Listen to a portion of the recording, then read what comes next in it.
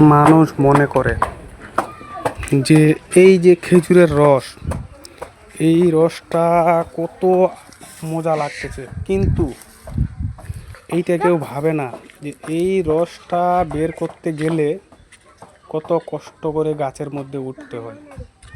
দেখছেন আমি কত কষ্ট করে গাছটাতে উঠতেছি। ওটা ভাবছেন যে আমি যদি একটু মিস্টেক হয় তো ওইখান থেকে কোথায় পড়ব, তবুও মেহনত করে যাচ্ছি, কারণ বউ বাচ্চাদের মুখে একটু খেজুরের রস তুলে দেওয়ার জন্য। তো কত কষ্ট, কত রিক্সে যে রশিটা বাঁধতেছি, দেখছেন কত রিক্স। রশিটা বাঁধার পর আবার হাতিয়ারটা ধার দিয়েছিলাম, জানি না হাতিয়ারটা কাটবে কীরকম, কারণ ধার থাকে না।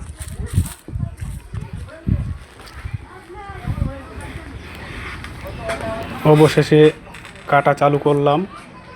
তো প্রথম যাই হোক ঘাটটা তৈরি করব, তো সুন্দর কাটতেছে। এইভাবে কাটলে আরামে মনে করো আমি গাছটা তাড়াতাড়ি কাজটা সম্পূর্ণ করতে পারবো। দেখতে থাকো পুরো ভিডিওটা, আর কমেন্ট করবেন ভাইরা, যাতে একটু উৎসাহ বাড়ে ভিডিও করার। তো ভিডিও করতাম না, তো যাই হোক মেহনতের কাজ, তাই একটা ভিডিও করছি। যাই হোক আমার ক্যামেরাম্যান আমার মেয়ে, তো বাচ্চা মানুষ ক্যামেরাটা করছে, তো কীরকম ক্যামেরা ধরতেছে বুঝতে তো পারছো, ছোট বাচ্চা।